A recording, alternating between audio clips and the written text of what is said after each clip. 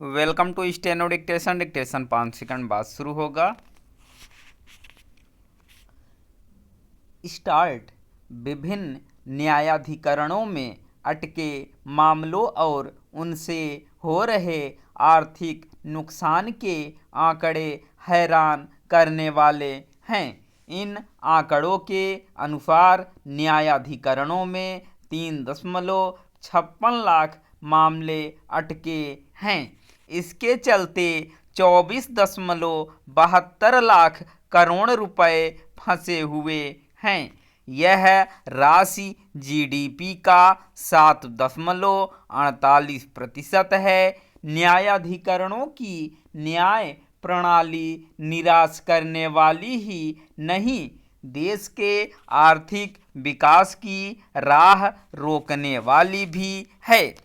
यह एक विडंबना ही है कि न तो न्यायालयों में अटके पड़े करोड़ों लंबित मामलों के शीघ्र निस्तारण के लिए कुछ ठोस किया जा रहा है और न ही न्यायाधिकरणों में लंबित मामलों को निपटाने के लिए न्यायिक क्षेत्र में सुधार की आवश्यकता पर बल तो सभी देते हैं, लेकिन उसकी पूर्ति के लिए कोई आगे नहीं दिखता।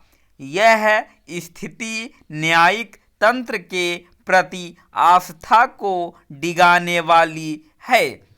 न्यायाधिकरणों में लंबित मामलों का विवरण देने वाले थिंक टैंक दक्ष की रपट एक तरह से यही कहती है कि जिन उद्देश्यों के लिए उनका गठन किया गया वे उसी काम को नहीं कर पा रहे हैं। वे न तो अदालतों का बोझ कम कर पा रहे हैं और न ही आर्थिक प्रशासन में निवेशकों का भरोसा बढ़ा पा रहे हैं।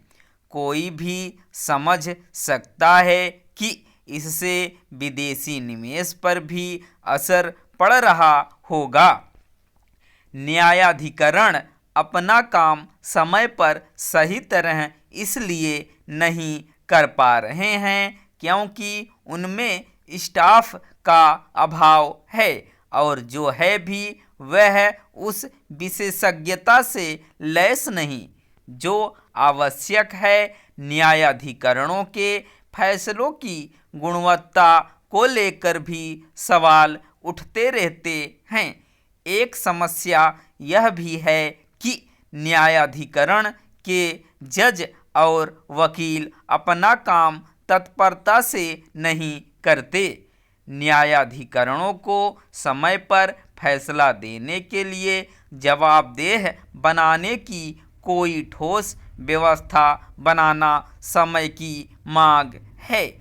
कहने को तो नेशनल कंपनी लॉ न्यायाधिकरण में किसी विवाद को निपटाने की समय सीमा 330 दिन है, पर वहां एक मामला निपटने में औसतन 752 दिन लगते हैं।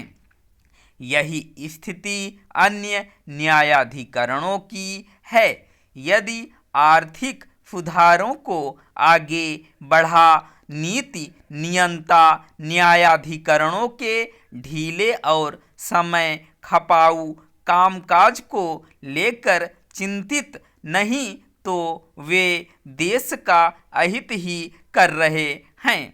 दक्ष ने न्यायाधिकरणों को प्रभावी बनाने के लिए संस्थागत सुधारों की जो जरूरत जताई वह पहले भी जताई जा चुकी है, पर नतीजा ढाक के 3 पात वाला है।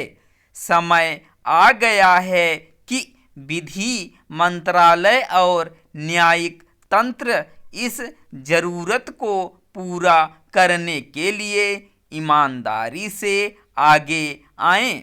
आवश्यकता हो तो नियम कानून बदले जाएं।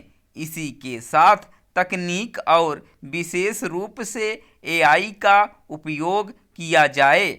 आखिर जब एआई कई समस्याओं का समाधान करने में सक्षम है तो उसका उपयोग करने में देरी क्यों?